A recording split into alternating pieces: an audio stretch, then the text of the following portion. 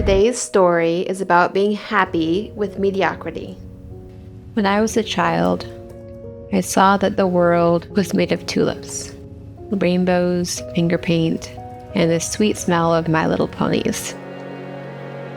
When I was a teenager, I quickly saw that that perfect world had slipped away, but I still thought that that is what this world should be, and thought that this world needed to be put to rights.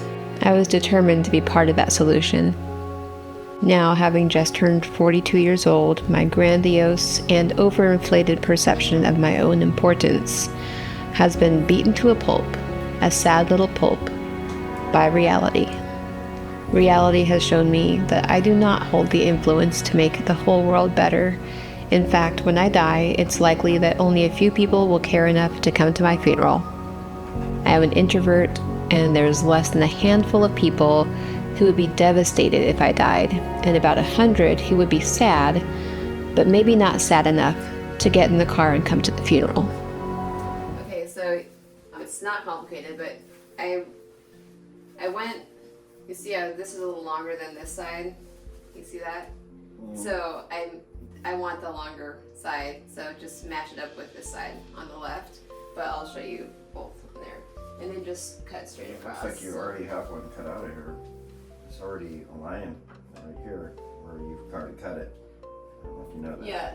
What do you mean? I mean, there's a chunk of your hair missing here. I know. Okay. That's to give you.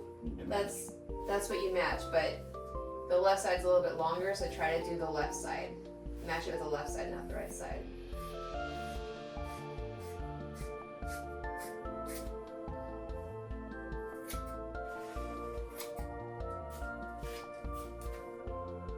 There you go, for better or Thanks, worse. This stuff here can go in the toilet. It's actually good for a septic to have some. Encourage bacteria growth in our septic. So, like old yogurt and stuff is good. Sometimes I even... That might be too long, don't you think? Sometimes I even do fresh yogurt in there. Pretty fancy. It's a brand new me, huh, baby? Right. Yeah. With half of my life used up, I still have plans. I plan to write amazing music, which someday may be picked up by a Christian music group and lift people's spirits around the world. Maybe be a part of the ingredients which make someone want to come to church. And maybe my music plays a part in their conversion. I plan to write a huge series of best-selling novels, which make people think differently about this world, to think in a Christian way, to see the spiritual living within the physical. I won't stop trying and working a little bit every day to make these things happen. But the anxiety, the burning ambition, and yes, maybe the hope and expectation have all settled in like a lazy, hot evening watching the sunset. The feeling of, we can put the dishes away tomorrow, and put some extra marshmallows on the hot chocolate. Superwoman has hung up her cape for a cozy sweater and some sweatpants.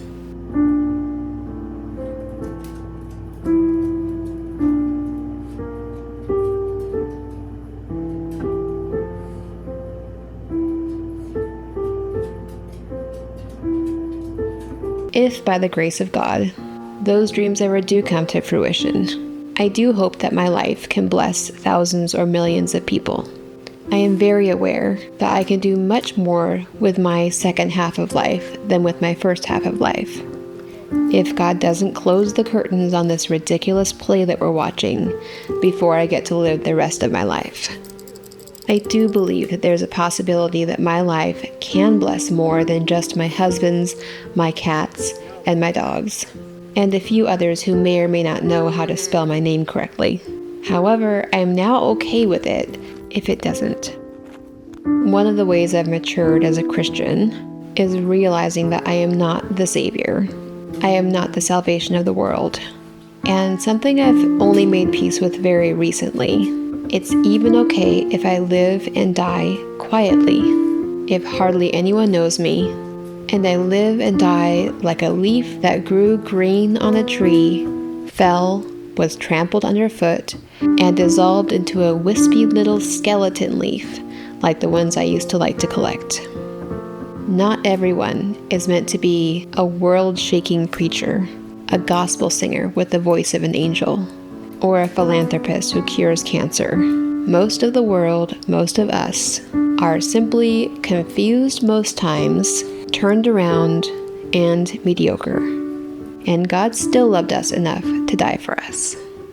Learning that I can't earn my salvation through being amazing and having bright, shiny good deeds has been hard for this girl who grew up dreaming of being a brilliant botanist and creating fruiting cacti which would feed starving people in the desert.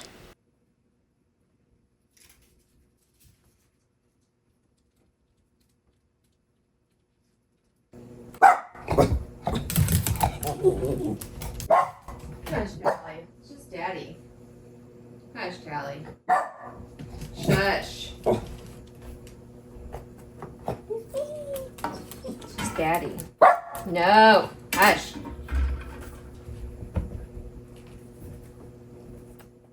No. You hush. No. But as both my maturity and my waistline have grown, I have come to find happiness in small pleasures, to gaze lovingly at my small blessings, like my cat's love of boxes, and how excited my dog gets when I come home. That crazy cat.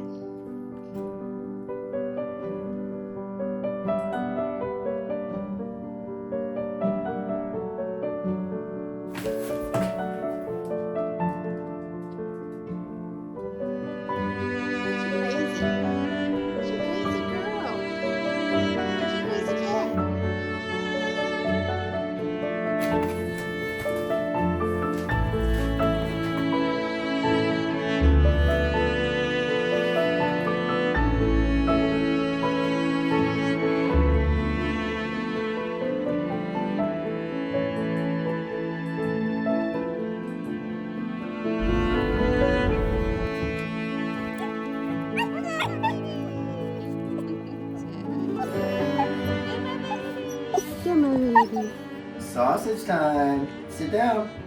Roll over. Roll over. Good girl. Roll over. You want that sausage, don't you? And you gonna spin around. Good girl. Roll over. One more time. Roll over. Come on, roll over. Roll over. Oh, cheater. Down. Roll over. Roll over. Good girl. Don't eat it on my carpet. She won't leave anything. She gets it all. You're like an anaconda. She's gonna just swallow it in one big bite. Lick the carpet for like an hour after there's a drop. Mm-hmm. Okay, you get all that. She's coming for more. I've learned to congratulate myself when I've swept up a quarter of the room and left the rest for another day. I've learned to feel like I've climbed Mount Everest and to feel like my pride should be shared with everyone on the internet when I've dusted and vacuumed and surface cleaned the whole house. This took more than 4 hours, as you can see here. I timed it. I've seen people online who post 3 new videos every week. Young girls who have already made a name for themselves with the music they've written.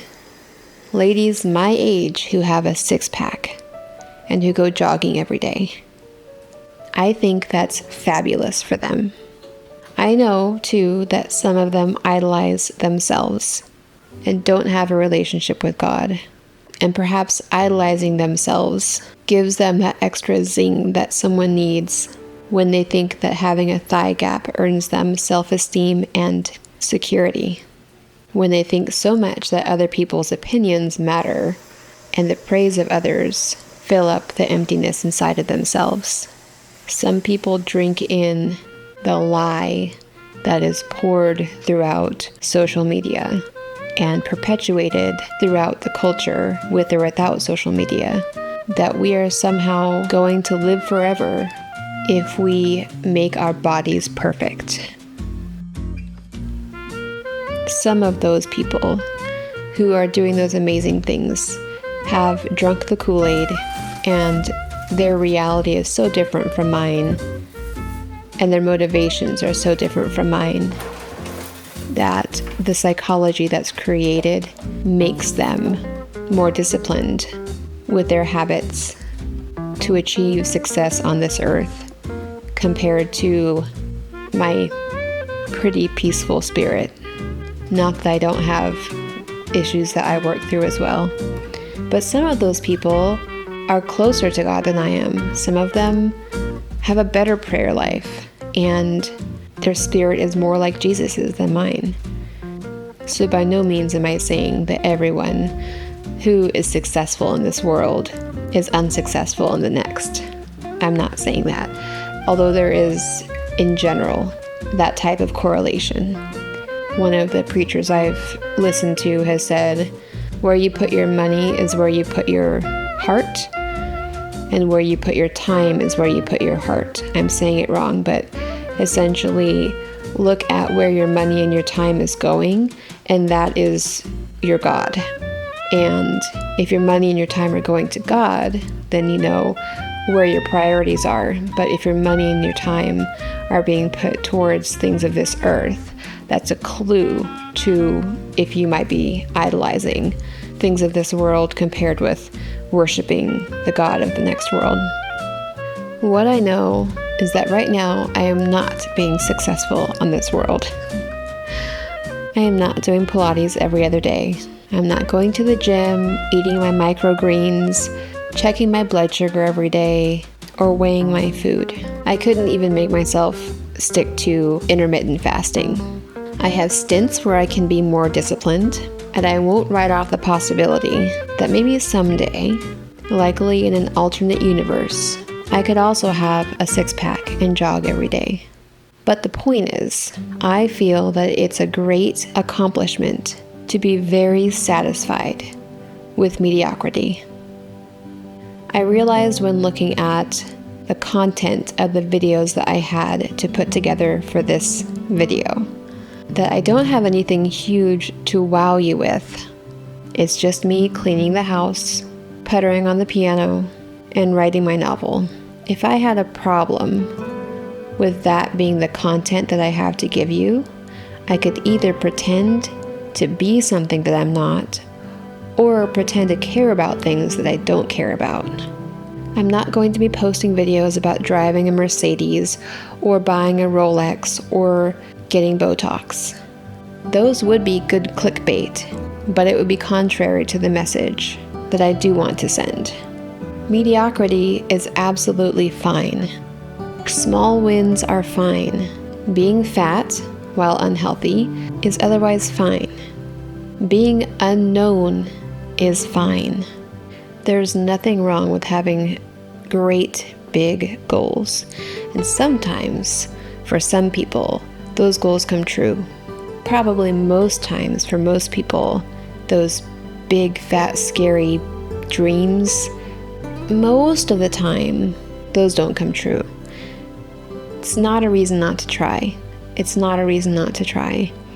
But we can live in disappointment if we think that each one of us is supposed to become a millionaire, and each one of us is supposed to have vacation property, and each one of us is supposed to have a perfectly clean house and own a thriving business and become a powerhouse boss, or even have our clothes match. That dissatisfaction with being imperfect and being mediocre and being unknown is what fuels industries like makeup industries, clothes industries, weight loss industries. The message always that we're not good enough and that we're supposed to be better. The unspoken message is that there is an aim for perfection, and another word for perfection is God, essentially. And the more privileged our society and the more access that we have to good things and to choices, the less excuse we have to be imperfect, and the more expectation we have to be perfect. And that leads to a lot of very unhappy people. There are some basic things that we should all do, in my opinion, that are just healthy and orderly, and I think biblical. things like taking showers and making sure that your house is not a complete dump. But those are the basic things that we should be rewarding ourselves for, that we should be congratulating ourselves for. Doing those small things to maintain a relatively healthy lifestyle, that's what we should be asking of ourselves. Sometimes me and my husband will do fun things, and I will post videos about those things when I get around to editing the videos. But I'm not going to pretend like we travel every week or that we have a life of adventure, because that sets up an expectation in the viewer that your life should be adventure all the time. I think the adventures that we should be enjoying are the small adventures. Yes, great big adventures are awesome too, but the very little adventures, like me repotting some plants in our greenhouse, to me, that's a very small adventure, and that makes my life beautiful. So I realized that my content will continue to comprise of simple pleasures, small accomplishments, and sweet mediocrity. That is my beautiful life. It is truly a life of blessing, and I hope that you can see your life in the same way. Thanks. See you next time. Bye.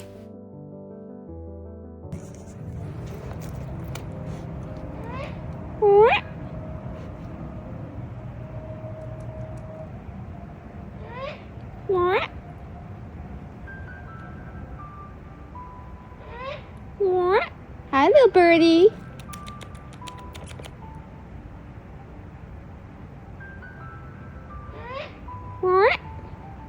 Hi, little birdie.